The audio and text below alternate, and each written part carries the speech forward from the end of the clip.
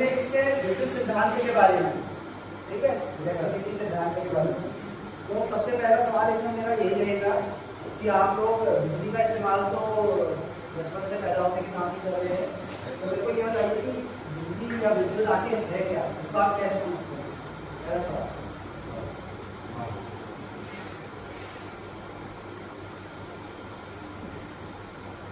क्या है विद्युत? लाइट क्या है ये? दिखता है? करंट दिखता नहीं है। दिखता नहीं है ना? क्या है ये? पदार्थ है, लिक्विड, सॉलिड, गैस, बहने वाली धारा है। धारा है। कैसी है? क्या ये ऊर्जा है? हाँ, ठीक है। तो सबसे पहले क्या है? विद्युत एक ऊर्जा है। ऊर्जा है, ठीक है, इलेक्ट्रिक एनर्जी ऊर्जा है, ठीक है। और विद्युत को आप पहचानेंगे कैसे? कोई पहचान है इसकी? हाथ लगा के चेक करोगे? तो सबसे पहले एक ऊर्जा है जो इलेक्ट्रॉनों के आवेश के एक स्थान से दूसरे स्थान पर जाने पर प्रवाहित होती है, ठीक है। आवेश प्रवाहित जब होते हैं तो उसे क्या कहा जाता है? विद्युत कहा जाता है, ठीक है। आवेश कितने प्रकार के होते हैं? दो। आवेश को अंग्रेजी में कहते हैं चार्ज। चार्ज कितने प्रकार का होता है? दो प्रकार के।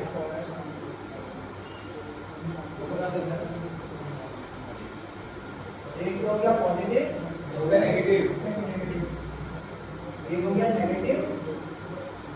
न्यूट्रल होता है? होता है, न्यूट्रल होता है, उसको होता है, होता है, न्यूट्रल होता है, और तीसरे डालते हैं, न्यूट्रल भी होता है, ठीक है। न्यूट्रल होता है। आवेश किस प्रकार के होते हैं, ठीक है। पॉजिटिव आवेश किसमें पाया जाता है? प्रोटॉन में। प्रोटॉन में परमाणु का जो नाभिक होता है उसमें दो चीजें होती है, प्रोटॉन और न्यूट्रॉन, जो सबसे ज्यादा द्रव्यमान देती है। प्रोटॉन का द्रव्यमान जिन होता है वो कौन से होते हैं? प्रोटॉन और न्यूट्रॉन, ठीक है। प्रोटॉन जो होता है, प्रोटॉन जो होता है वो कैसा होता है? पॉजिटिव। न्यूट्रॉन जो होता है नेगेटिव। न्यूट्रॉन, ठीक है। और इलेक्ट्रॉन जो होता है वो कैसा होता है? नेगेटिव। अच्छा, इलेक्ट्रॉन जो होता है वो कैसा होता है? नेगेटिव, ठीक है। अब विद्युत धारा प्रवाहित होती कैसे है? विद्युत धारा प्रवाहित करने के लिए या तो आपको पॉजिटिव चार्ज को मूव कराना पड़ेगा या आपको नेगेटिव चार्ज को मूव कराना पड़ेगा, ठीक है। पॉजिटिव चार्ज को आप डायरेक्टली मूव करा नहीं सकते क्योंकि वो एक परमाणु के बीच में होता है, वो कहीं मूव करते नहीं। मूव जो करता है वो क्या करता है? इलेक्ट्रॉन मूव करता है, ठीक है। तो जब इलेक्ट्रॉन की मूवमेंट होती है तो हम कहते हैं करंट बह रहा है। क्या बह रहा है? करंट, ठीक है। तो इससे समझ में आता है कि करंट क्या है? करंट कहो या धारा कहो, क्या कहलाएगा? धारा क्या होगी? क्या होगा? आवेश या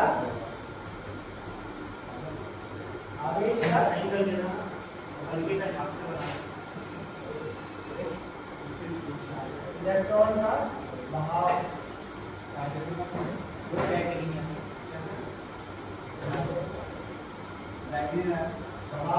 धारा जब नदी बहती है तो जलधारा कहते हैं। पानी जब कहीं से बहता है तो उसको जलधारा बोलते हैं। ऐसी इलेक्ट्रॉन में या किसी भी आवेश की जो धारा होगी वो क्या कहलाएगा? क्या कहलाएगा?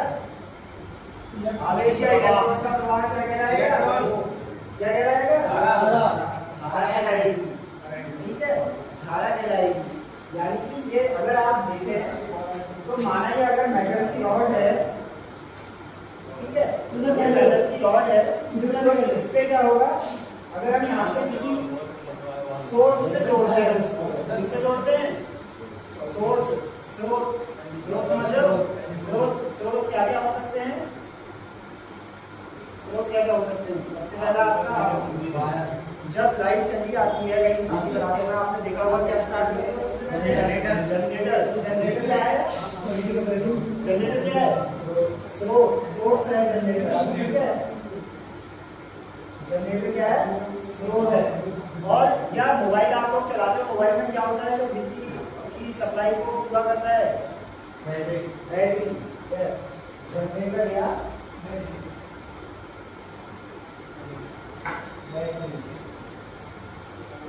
एक है स्रोत है। ठीक है, अभी हम इसमें से यहाँ पे बैटरी को लेते हैं समझने के लिए।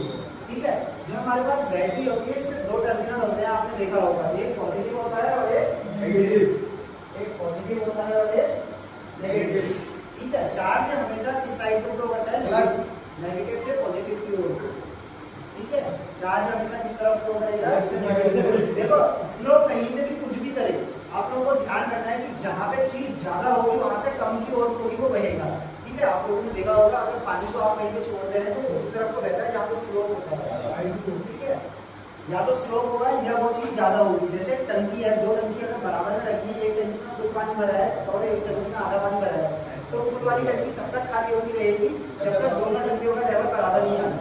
ठीक है, यानी कि हमेशा फ्लो कहाँ से होगा? ज्यादा से कम की ओर फ्लो होगा। ठीक है, तो माना कि अगर हम इसे यहाँ पे जोड़ देते हैं तो इलेक्ट्रॉन की प्रवाह दिशा क्या होगी? नोट है, इसके अंदर नोट है। ठीक है, नोट। ठीक है, बैटरी में ऐसा होगा, में भी ऐसा होगा। ठीक है, समझ गए?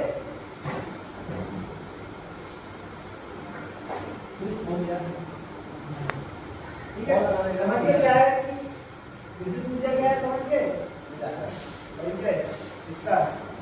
तो अगर कोई आपसे पूछे तो कि विद्युत क्या है तो क्या कहोगे? सबसे पहले ऊर्जा।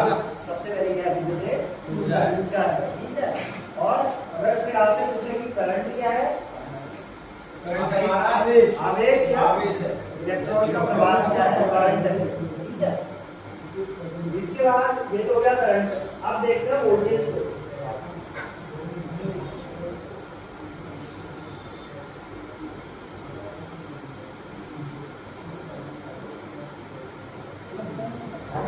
विभव, इसमें देखिए आप विभव वोल्टेज। ठीक है, वोल्टेज क्या होती है? आप लोगों ने देखा होगा कि आपके घरों में जो विद्युत की सप्लाई आती है उसकी वोल्टेज कितनी होती है? 220 से घरों में आने वाली विद्युत धारा 220 से 250 मैक्सिमम लिमिट होती है इसकी। ठीक है, आजकल आप लोगों ने जितने भी इक्विपमेंट देखे होंगे, जैसे आपका मोबाइल का चार्जर है या मिक्सर ग्राइंडर है या जो आपकी प्रेस होती है, उसमें साफ साफ क्या लिखा होता है? 220 से 250 या 40। ठीक है, 220 से 250 या 240 जो है ये आपकी लिमिट रहती है। ये लिमिट क्या है कि वो जितने भी इक्विपमेंट है ना वो सही तरीके से फंक्शनल तरीके से काम कर सके, उसके लिए रिक्वायर्ड वोल्टेज है। ठीक है, तो विभव होता क्या है? आप लोगों ने देखा होगा कि जैसे मैंने अभी टंकी का उदाहरण दिया, एक चला रहा है ना मोबाइल का सुनो, मैंने अभी आपको टंकी का उदाहरण दिया था ना कि दो टंकियां बराबर लेवल पे रखी है, एक टंकी पूरी भरी हुई है, एक टंकी आधी भरी हुई है, हमने बीच में से एक पाइप जोड़ दिया। ठीक है, अब क्या होगा? वो जो खाली वाली टंकी है वो भरना शुरू हो जाएगी। ठीक है, तो वो भरना कैसे शुरू होगी? कहीं ना कहीं से कुछ तो प्रेशर वगैरह लग रहा होगा ना, तो ऊपर से जब पानी के भार की वजह से पानी में प्रेशर लगेगा तो पानी खाली टंकी में जाके भरेगा। ठीक है, कुछ ना कुछ प्रेशर लगेगा, कुछ ना कुछ बल लगेगा। तो वोल्टेज क्या है कि जो इलेक्ट्रॉन्स है ना आपके, इलेक्ट्रॉन को एक जगह से दूसरी जगह ले जाने के लिए जो बल या प्रेशर की जरूरत होती है वो कौन पूरा करता है? वोल्टेज। तो वोल्टेज ये है। ठीक है, वोल्टेज में इसमें आपने देखा होगा कि सबसे एक जरूरी चीज आती है जब भी आप जनरेटर या बैटरी की बात करते हैं, ईएमएफ। नाम सुना है? ईएमएफ 11वीं क्लास में है। ईएमएफ का पूरा नाम होता है इलेक्ट्रोमोटिव फोर्स। क्या होता है? Electromotive force.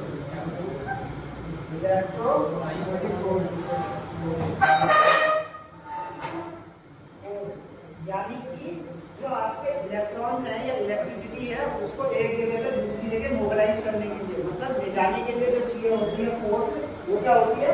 Electromotive force. इसका मात्रा क्या होता है इलेक्ट्रोमोटिव फोर्स का? V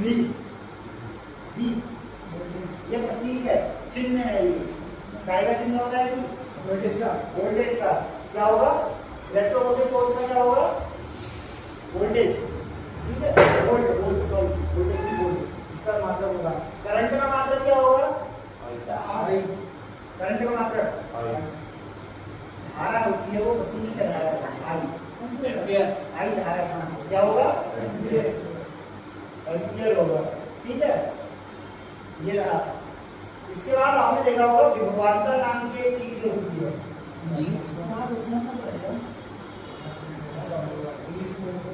विभवांतर आप लोगों ने नाम सुना होगा, जैसा कि नाम से ही समझ में आ रहा है, विभव में अंतर, विभव में अंतर ये तो होगा। अगर इसका संधि विच्छेद कर दोगे तो यही तो इसका मतलब समझ में आएगा ना, विभव में अंतर होता है सर, ये ना इलेक्ट्रोमोटिव फोर्स, इलेक्ट्रॉन्स को एक जगह से दूसरी जगह ले जाने के लिए मोबिलाइज करने के लिए जो एनर्जी या फोर्स बल की आवश्यकता होती है, वो करके आता है इलेक्ट्रोमोटिव फोर्स, ठीक है। इसका आता है विभवांतर में, ठीक है। यहाँ देखो सभी लोग ध्यान से, विभवांतर क्या चीज होती है, ठीक है। जैसे मैंने बताया कि ये बैटरी है, ठीक है, ये बैटरी है, इसका चालक और ये एक कंडक्टर है, ये जो क्या है, ये क्या है, कंडक्टर है ये, ठीक है। अब इसका एक सिरा यहाँ है जो बैटरी से जुड़ा हुआ है, और एक सिरा ये है जो आपका लोड से जुड़ा हुआ है, जो बल्ब वगैरह है, ठीक है। तो एक सिरा आपका बैटरी से जुड़ा है, एक सिरा आपका क्या कहाँ से जुड़ा है, लोड से जुड़ा है, लोड, ठीक है। बल्ब हो सकता है, पंखा हो सकता है, ये आपका लोड होगा, ठीक है। अब ये सिरा जब जुड़ा इसमें तो यहाँ से करंट पास होना शुरू होगा, ठीक है। अब ऐसा तो है नहीं कि जैसे आपने ये सिरा ऑन किया या आपने कनेक्शन ऑन किया तो यहाँ पे और यहाँ पे सेम वोल्टेज होगी, ऐसा तो नहीं होगा कि वोल्टेज एक तरफ से आएगी तब जाएगी। जब मैंने आपको वो पानी की टंकियों का उदाहरण दिया था, तो पानी नल के एक सिरे में रहा होगा, दूसरे सिरे में पहुंचने से पहले बीच में कुछ होगा ना उसके, यह क्या होता है वो, ठीक है। तो यहाँ पे क्या होगा, यहाँ पे वोल्टेज और यहाँ पे भी वोल्टेज में एक डिफरेंस होता है हमेशा, ठीक है। क्या होगा, जो आपका जनरेटर या बैटरी से जुड़ा हुआ टर्मिनल है, ये जो आपका जनरेटर जुड़ा है इस पे, और लोड से जुड़े हुए सिरे पे क्या होगा, एक विभव में अंतर होगा, इसी को आप क्या कहेंगे, विभवांतर कहेंगे, क्योंकि वोल्टेज यहाँ पे दोनों की सेम नहीं है।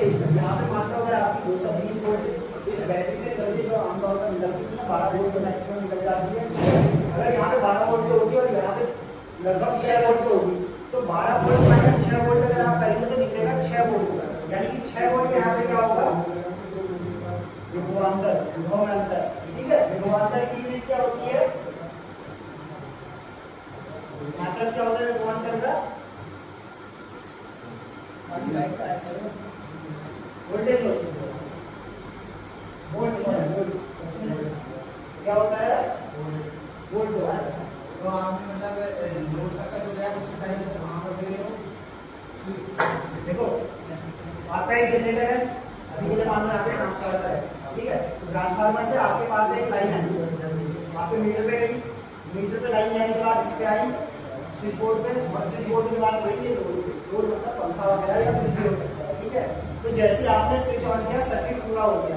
स्विच क्या है, सर्किट को ऑन ऑफ करने के काम आता है, सर्किट को तोड़ने या जोड़ने के काम आता है, ठीक है। जैसे आप यहाँ पे करेंगे तो जो पंखे के एंड पे जो क्या बोलते हैं आपका ये था वोल्टेज थी, वो कितनी थी, शुरुआत में मान लो 0 थी, लेकिन जो वहाँ पे आ रही थी, कहाँ पे, जो ट्रांसफार्मर से आ रही थी या स्विच बोर्ड के टूटे हुए हिस्से के सिरे पे आ रही थी, जुड़ने से पहले वहाँ पे क्या थी, 220 थी, ठीक है। पंखे के एंड पे कितनी है, तार की वोल्टेज 0 है, और जो वहाँ से आगे वो कितनी है, 220 है। तो जैसे आप सर्किट पूरा करेंगे तो विभव में एक अंतर आएगा ना, कितनी है, 220 माइनस 0 बराबर कितना आएगा विभव में अंतर, 220 ही आएगा। कितनी बिजली होगी यहाँ पे, 220 ही मिलेगी ना, ठीक है। तो ये रही बात इसकी। अब ये जो मैंने 220 बताया, ये सुनने में सैद्धांतिक रूप से लगता है, लेकिन होता क्या है कि जब आप तार की लंबाई बढ़ाएंगे या मोटाई बढ़ाएंगे, उसका क्षेत्रफल बढ़ाएंगे, तो ये जो वैल्यूज है वोल्टेज की, करंट की, ये चेंज होती रहती है, ठीक है, समझ गए। वोल्टेज और करंट की जो वैल्यू है वो चेंज होती रहेगी। अब चेंज कैसे होगी, अगर कोई परिपथ है, उसकी लंबाई बढ़ती है। परिपथ या चालक है आपका, ठीक है, चालक। अगर इसकी लंबाई बढ़ती है तो लंबाई बढ़ने पे करंट और वोल्टेज पे डिफरेंस वोल्टेज पे और करंट पे देखिए। तो जैसे जैसे लंबाई बढ़ती रहती है किसी भी चीज की, तो करंट की वैल्यू क्या होती है, कम होती जाएगी। ठीक है, जैसे जैसे परिपथ की लंबाई या कंडक्टर चालक की आपकी लंबाई बढ़ेगी तो वोल्टेज क्या होगी, सॉरी करंट क्या होगा, कम होगा। ठीक है, और वोल्टेज की वैल्यू भी क्या होगी, कम हो जाएगी। ठीक है, अब बात करते हैं चौड़ाई की।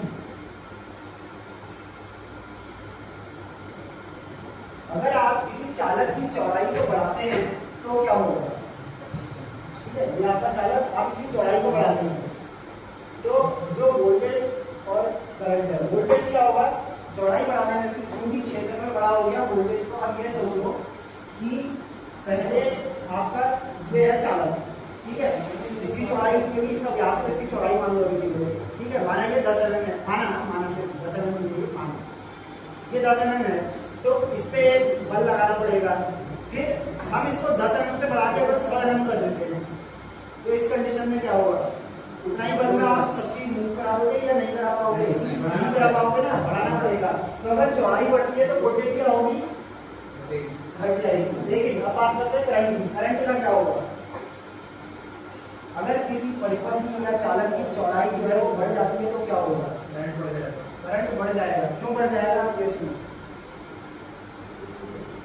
करंट क्या होता है, कोई भी आपका सरफेस है, परिपथ या चालक का आपका सरफेस है, करंट क्या करता है, इसके बाहरी ओर करता है। जैसे ये देखो, ये मानो इसका एक परिपथ है, ठीक है, और इसके बाहर पे ये जो लेयर बाहर को आई हुई है ना, जब भी आप इस पे इलेक्ट्रिसिटी फ्लो कराओगे तो करंट जो होगा इसके बाहरी एरिया से बहुत दूर रहेगा। तो इसको जितना ज्यादा बाहरी एरिया मिलेगा उतने आसानी से करंट फ्लो करेगा। ठीक है, तो करंट क्या होगा, इसमें बढ़ जाएगा। और क्या बचा, लंबाई होगी, चौड़ाई होगी, और कुछ बचा, लंबाई चौड़ाई हो सकती है, और क्या हो सकता है। ठीक है, अब बात करते हैं ऊष्मा की। ऊष्मा क्या होगी,